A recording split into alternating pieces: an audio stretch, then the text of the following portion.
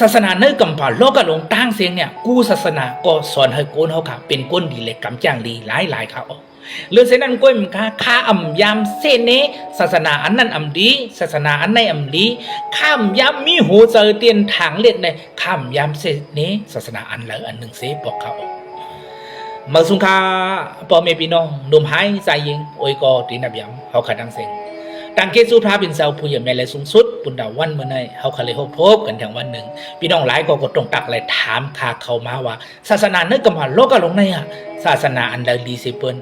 ย่าวกอบสังเลสูมาอยู่มาตั้มใจเนื้อสีสุขิดอ๋อค่ะในวันเมื่อไงในคดีมาตอบความถามพี่น้องของเขาอ๋อดังสุดยอดเลยพี่น้องเขาเตรียมความถามคอมเมนต์เด็กถูกเจอเด็กแชร์ยากดเด็กซับซ้อมเฟดทักไตของเขาขาไว้ปุ่นดาเตเป็นอินแห้งเขาขาเฮดวิดีโอสืบกว่าแทงตั้งนากุยมกะปุ่นดาพี่น้องเขาเตเลยหันวิดีโออันเมื่ออันเตมาแทงตั้งนานั่นค่ะอ๋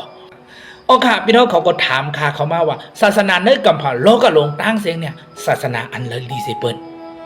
อ๋อค่ะศาสนาเนื้อกำผ่าโลกกะลงตั้งเสียงเนี่ยกูศาสนาเขาขาก็หันว่าศาสนากูอันกูเมียวก็สอนให้ก้นเขาขาเป็นก้นดีเลยกำจ้างหลีหลายเขากูให้กะตีอันกำจ้างอ่ำเต็มทนอ่ำดีเพียงพอนั่นก็เป็นก้นเขาขาในเขาก็สั่งหลับว่าในจึงบวชอาเปดนั่นน่ะบวชดีมงามด้วยดีมงามลัดดีมงามเฮ็ดดีมงามเอาอาศักตัวสัตว์ตายลองดังซะเลยก็เป็นบวชอาเปดทางเสียงเยาเขา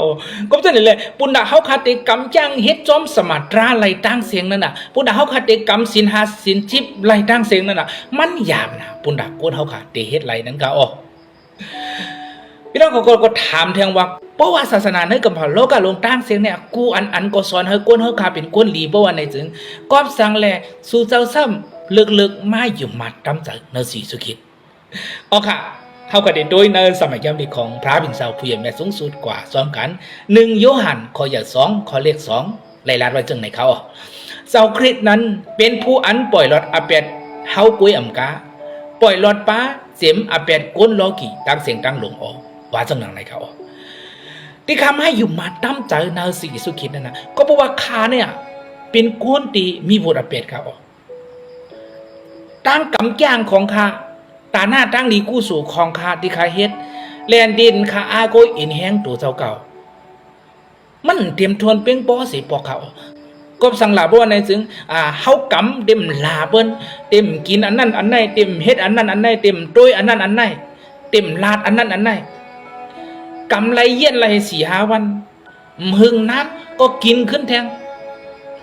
ว่าขึ้นแทงต้วยขึ้นแทงวนขึ้นแทงกว่าขึ้นแทงมันที่ไหนอยู่ตีเขาก็จะไหนปุณดาคาเตป่นรอดเสบวดอาเปียดนั่นน่ะเพราะว่าข้าอาโกอิงปึงตั้งกำตั้งจ้างของข้าเนี่ยข้ามเฮ็ดไรเขามันเต็มทวนเสปอก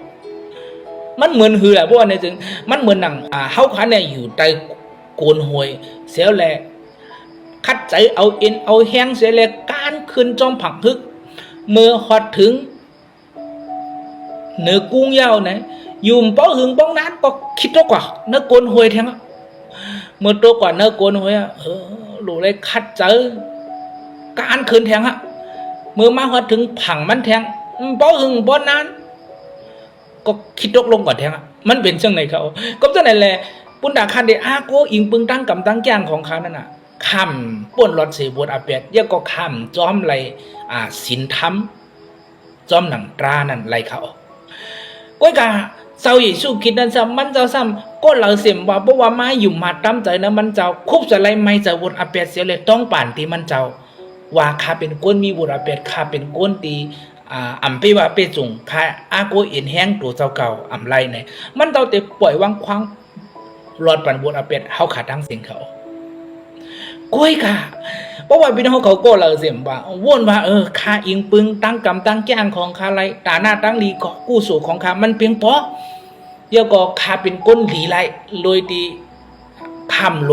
มีเผาจอยแถมข้าเพราะพี่น้องเขาเฮ็ดไรอยู่เพราะว่าในเจิงพี่น้องเขาได้ยุ่มศาสนาอันไรก็อำเพ็ญสังเขาเอาค่ะก็สังหลาเพราะว่าในจึงตั้งยุ่มมาดนั่นน่ะมันจังขี้เน็กเด็กเตียงกันไรเขาเอาค่ะก้อยกะเฮาคัดได้ยุ่มศาสนาอันแล้วเสียมว่าเฮาค่ะก็เป็นพี่น้องกันไรเป็นอ้วยก็ดีหลีดอกกันไรค่ะเยาก็เฮาค่ะก็กว่ามาโดยกันเยาก็กินข้าวอุบโอ้มืดกื้อ เฮ็ดตั้งอันมีสายะทีหลีต่อกันไรเหมือนเก่าก้อยค่ะก้อยค่ะสังสว่ามีพี่น้องก้นแล้วเสียมว่าสังว่าวนว่าโอ้ข้ากูตั้งกำตั้งแจ้งของข้าตาหน้าตั้งดีกู้สุขของข้าสติปัญญาของข้าคัดเจอกรรมศีลกรรมธรรมมันเต็มทนมันเปียงโปไรสิปอกข้าฮื้อไหนเย้าค่ำมีเอ็นแห้งเย้าบ่ว่าไหนซึข้าใครลาดว่าวันเมื่อไหร่ยังมีพระเป็นเจ้าผู้ใหญ่แม่สูงสุดป้าหนึ่งมันเจ้าพ่อมบนดัดเด็กเขากว่านะเพราะว่าศาสตร์ปานพี่น้องเขากว่าแหลกลายอาจ้างเลยเขากว่ามุ่นเมปันอาศักพี่น้องเขาเลยมันเจ้าใครจอยแถมพี่น้องเขาป้วนเสตยอานาด้านโคบผีให้เลยวนอาเป็ดยาวมันเจ้าก็ใครปันอาศักถาวราตีพี่น้องเขานั่นก็เป็นพระเป็นเจ้าผู้ใหญ่แม่สูงสุดสี่สุขิดเขายินชมปุณณาวันเมื่อไหร่ย้อนในพระเป็นเจ้าผู้ใหญ่แม่สูงสุดปั่นตั้งดีมังลาเนื้อหนาเฮิรนตายเย่เนื้อนาดีการงานเนื้ออาศักด้านของพี่น้องเขากูโกกูโกนอีกปะตั้งนาเฮิรนตายเย่ของคาสิกรรมมาสูงค่า